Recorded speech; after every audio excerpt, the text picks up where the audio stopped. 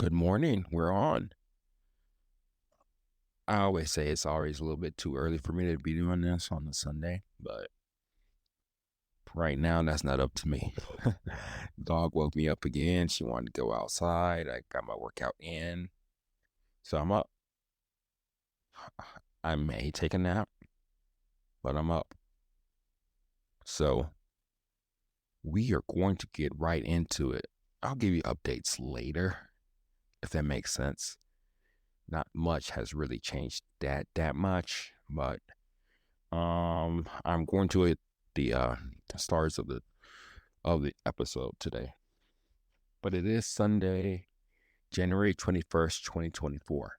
It took longer than I thought, but I'm back, right? We are here. I'm going to sip some water right quick. Right now. Right quick, right now. Does that make any sense? I don't think so. But I think you got what I was talking about. Um yeah, so I'm here and I'm chilling and I'm doing my thing and all that good stuff. But what do I mean by stars of the episode? I'm the star, right? No, I'm part of it, but I'm not the star. Not all the time. All right. The stars of the Kenyans. In this case, medium roast and dark roast. Roasted them a couple of weeks ago. I have not tasted these. I have some stuff on the board that I do want to talk about. We will go with the dark roast first. It is dark roast, a whole uh, bean, bean color gradation is 54, and ground coffee is 54. So that clearly puts it right where it needs to be as a dark roast. We're gonna go ahead and taste it right now.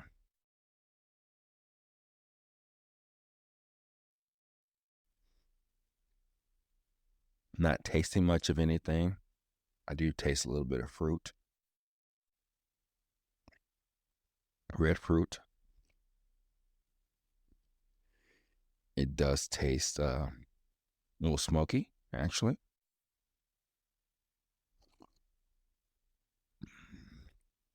I'm gonna put it down and take a sip of water.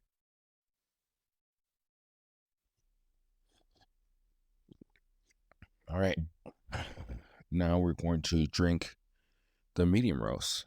The medium roast whole bean color temperature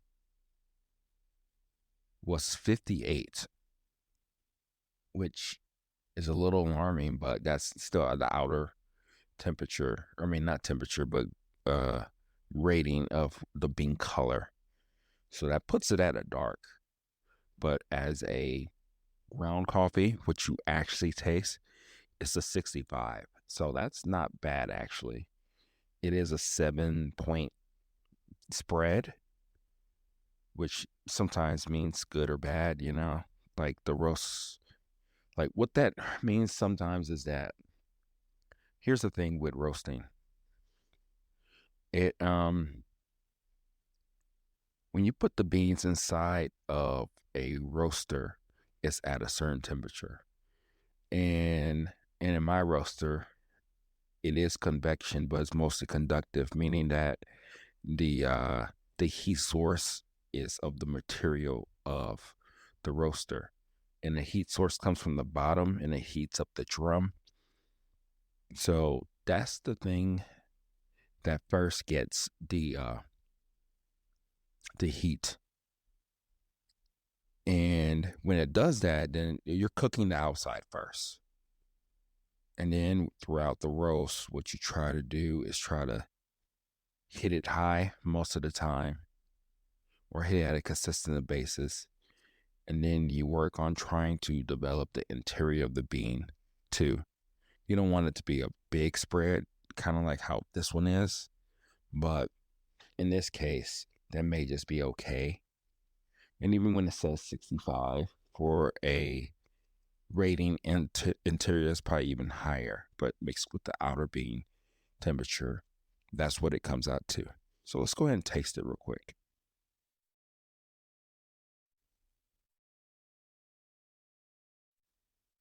Hmm.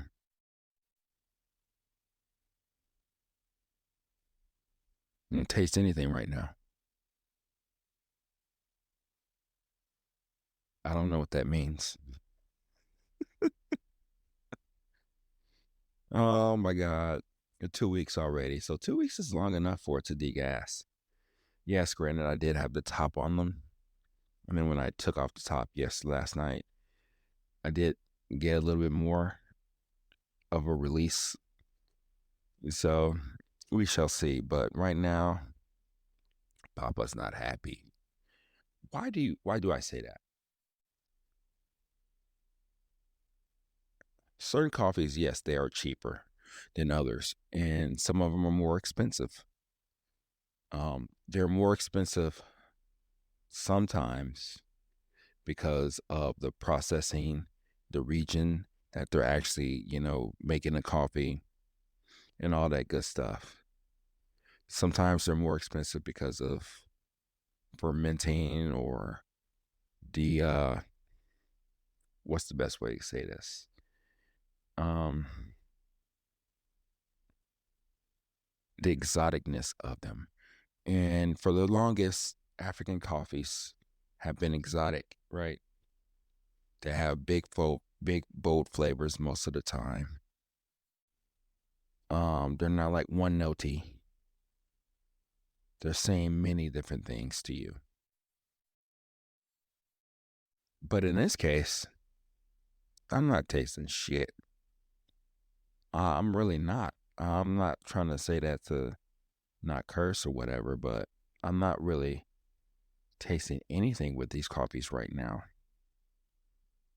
I say these because it's really one, but even brewing it in these different types of ways, it's not really coming out to the way that I thought that it would shine, right? I did brew these on my Hario V60. That episode is coming. Not right now, but it's coming. So I know how things are supposed to taste and all that good stuff on that device. It's a 1 to 15 ratio.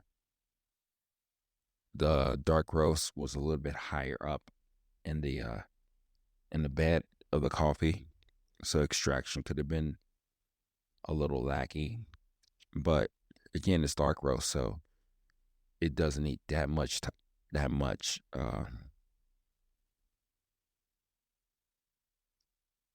It doesn't need that much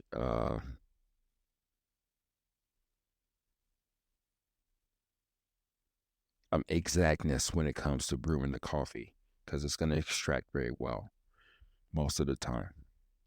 Even when most of the, actually brewing dark roast is kind of a difficult thing. Okay, I speak too soon. But here's the thing about coffee. Most people drink it straight hot, ready to rock and roll. They're ready to just drink it, get going, and then move on. But at times like this, especially like times like this, I haven't done this in a while.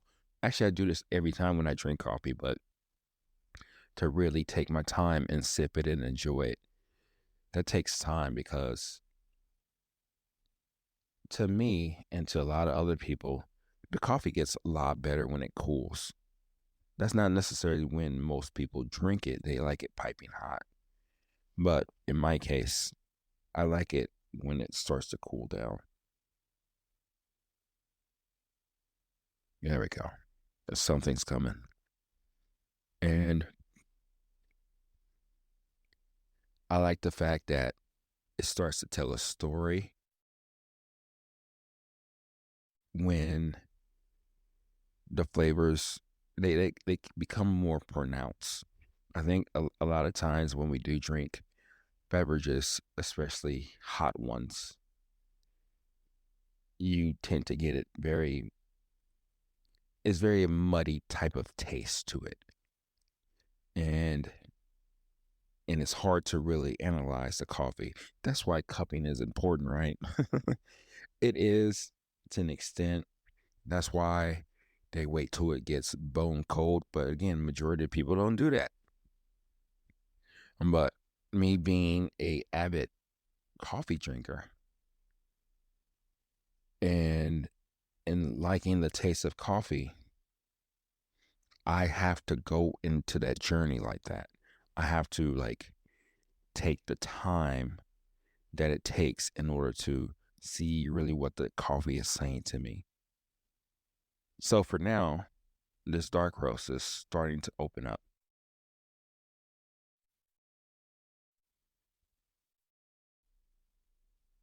Okay. It's coming slowly.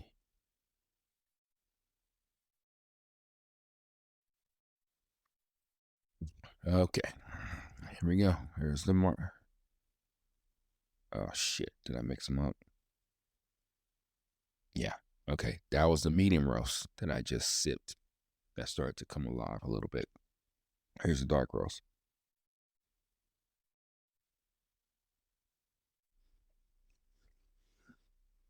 It's coming a little bit. I'm actually enjoying that medium roast more than the dark roast.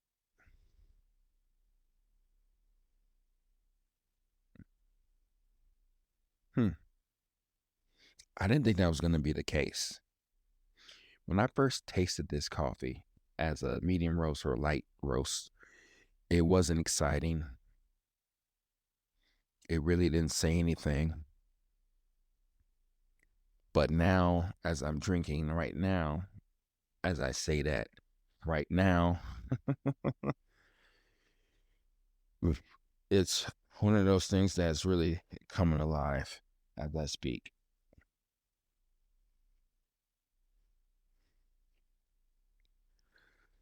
So, yeah, we're going to keep rocking these coffees. This is a medium roast right here, and my favorite medium roast or lighter roast coffee cup.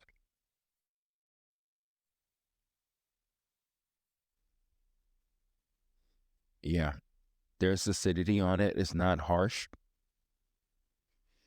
It's it's kind of faint a little bit, but it is there. So it does give it some type of say hips, so to speak. Not much, not crazy.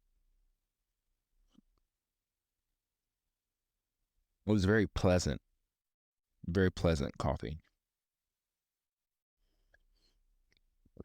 I don't necessarily want that in my Kenyan coffee. I don't want a pleasant type of coffee. I don't want a gentle type of coffee. I want something that just hits me straight up and wakes me up and gives me that type of mouthfeel, to really get going. Let me take some water again. I did say this is a really good espresso, so the personality may come out a little bit more, you know, with espresso. But let's try it with the dark roast.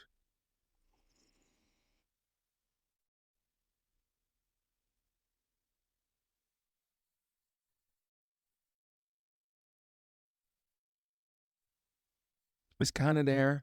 The acidity is gone for sure. That little acidity that I do taste in the medium roast is gone for sure. It's like a more heavy coat of coffee, tasting coffee. It lingers a little bit more. It has that robustness as we call it in dark roast.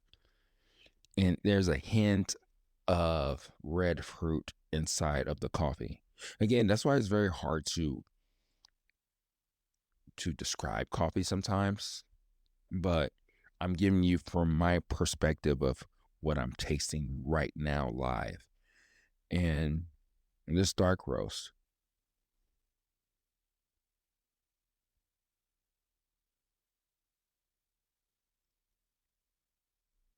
it's I wouldn't say it's flat, but it's kind of flat. So yeah.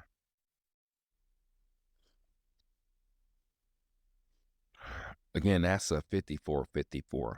that's as even as you would want the coffee to be.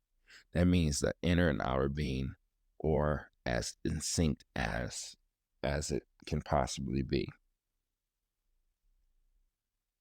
And taste this medium roast again.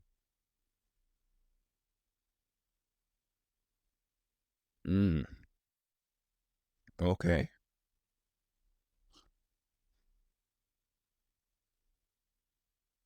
That is some nice acidity, even though it's not the acidity that I want in a Kenyan coffee, but it's pleasant. I wouldn't say necessarily that the coffee is sweet. I had this one coffee, it was a Costa Rican. It's like dating, right? It's like, oh, I had this coffee this one time. This, oh man, she was bad. She was bad to the bone, right? Something like that. But I had this Costa Rican coffee. It was a black honey coffee. I gotta see if they have that again. It's been years since I've had that. Hopefully it doesn't suck. Um, and that was really the first time that I tasted sweetness, true, real, natural sweetness in coffee. It's like my senses were there, and no matter which degree I roasted it, the sweetness was there. It was so juicy. It had to be up there with the. I gotta see if they have it. Up there with his Indonesian Sulawesi coffee that I had a long time ago. That, and this is when I first started drinking coffee. I'll talk about that more as we go into depth more about this stuff.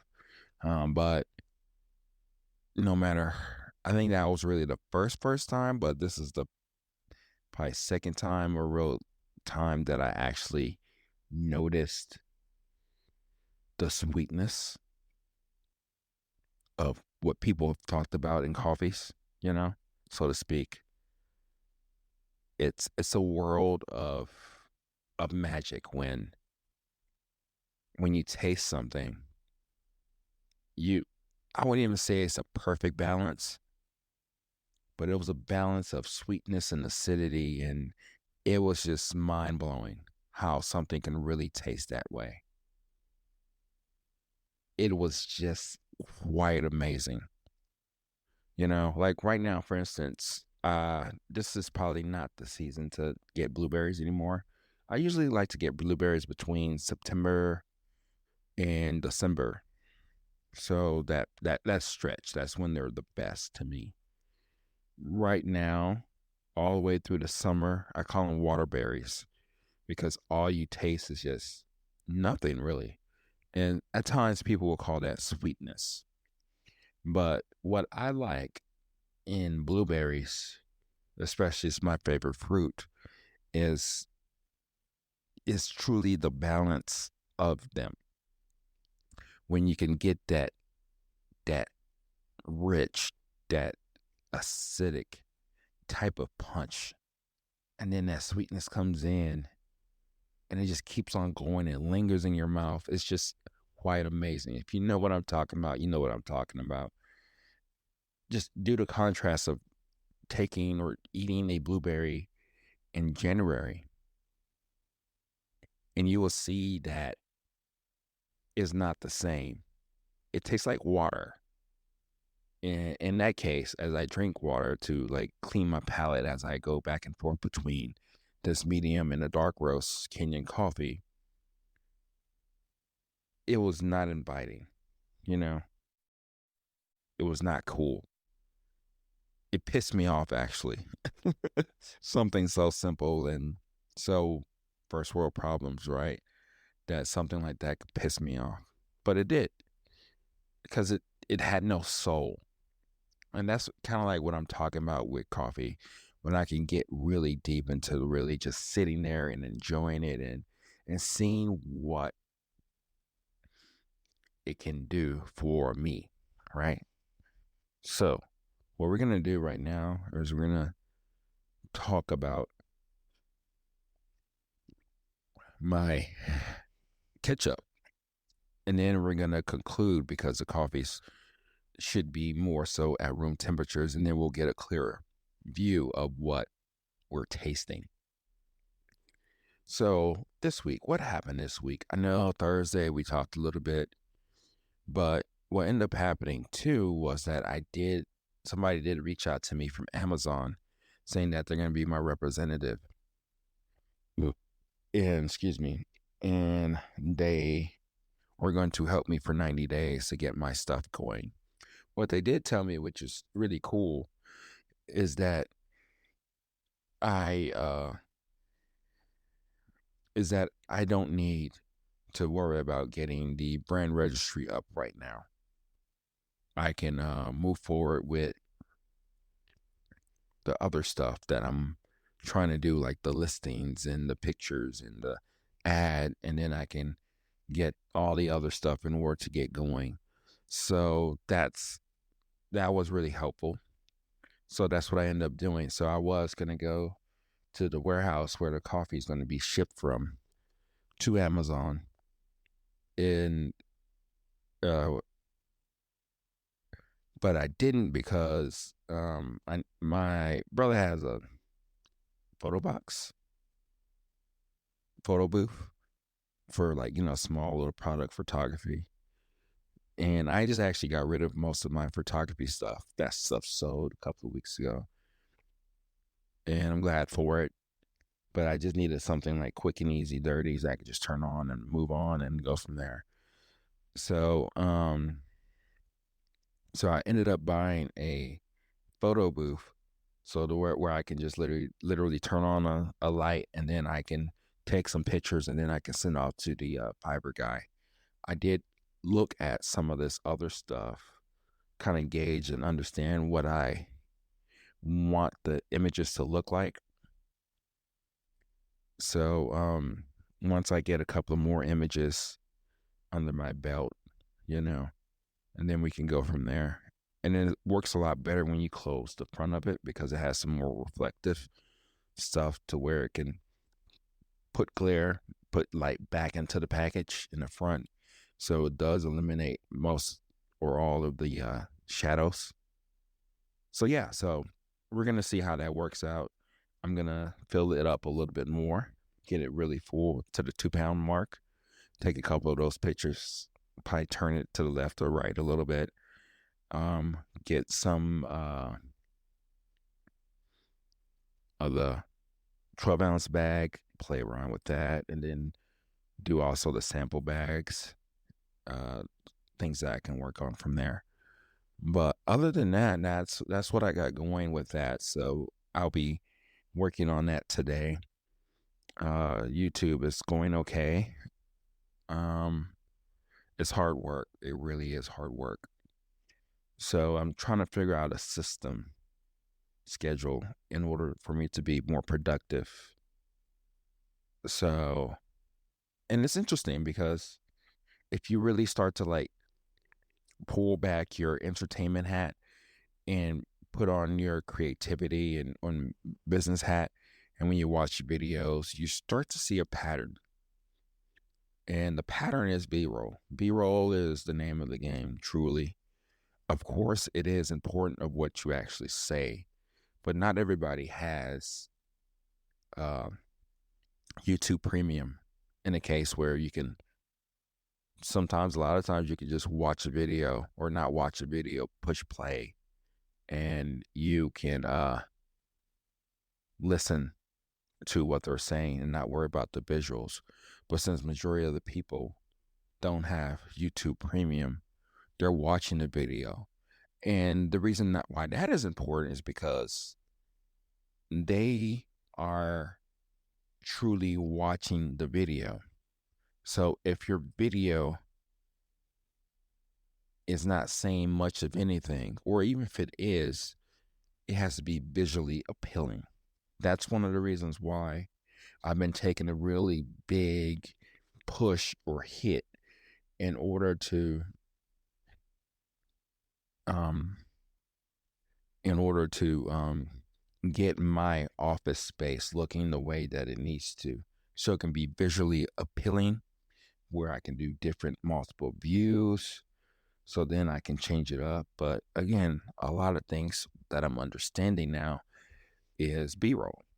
B roll is literally the lifeblood of the video because you talk a lot of these videos, YouTube videos, with talking heads, and they have to try to be as interesting as possible visually too.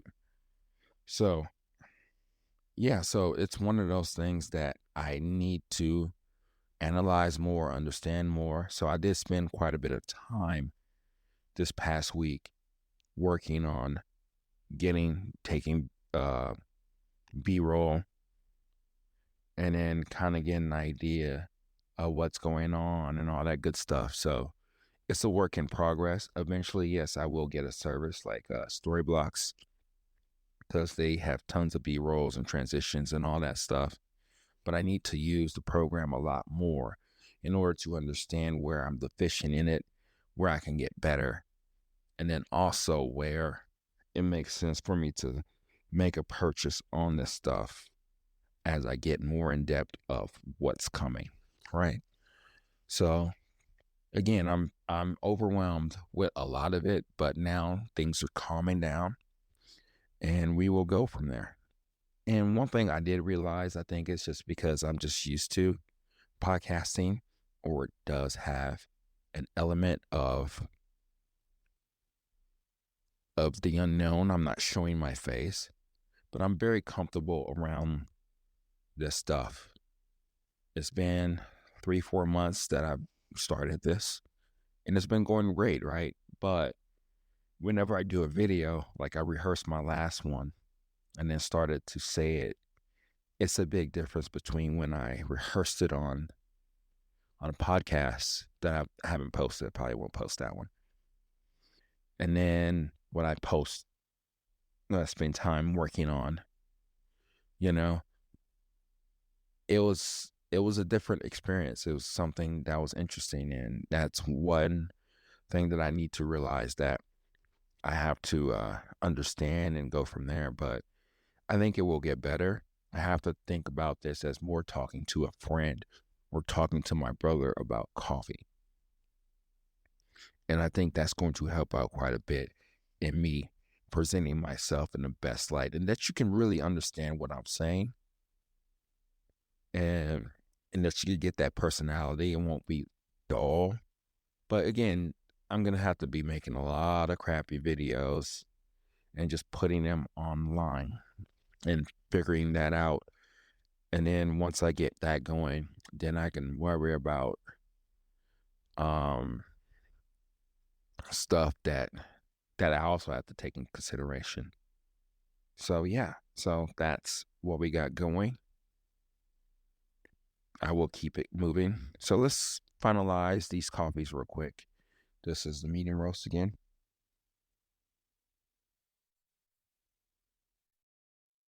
Yeah, the acidity's coming out a little bit more, but it's pleasant, it's delicate.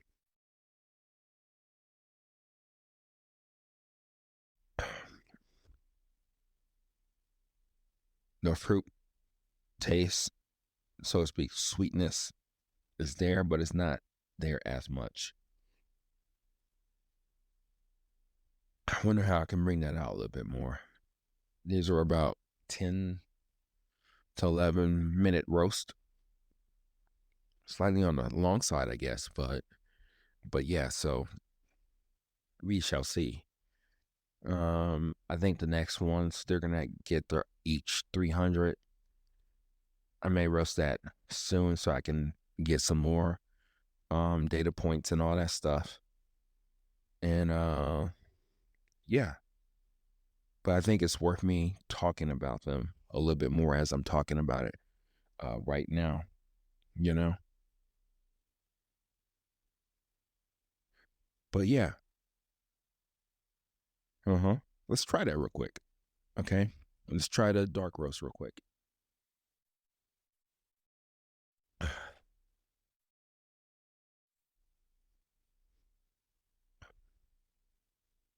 Yeah, that still has that smoky taste on it. A smoky finish on it.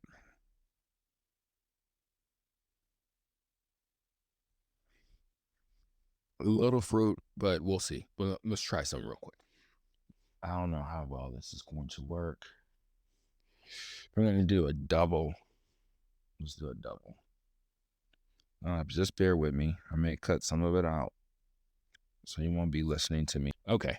So now we are actually in working on a conclusion. Oh, we are in a process of finalizing this stuff. I need to play around with that, but we'll worry about that later. Um, so yeah, I've drank the coffees. Things were done with the coffees and all that good stuff. And this is just my personal assessment of the coffees.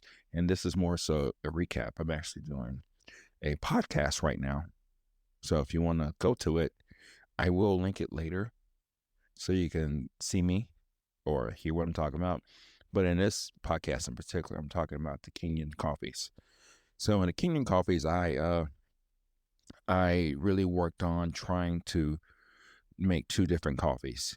So for the dark roast, it is I got a whole bean reading uh, of the color temperature of 54, and also an inner reading of 54. So it's evenly, mostly so evenly roasted.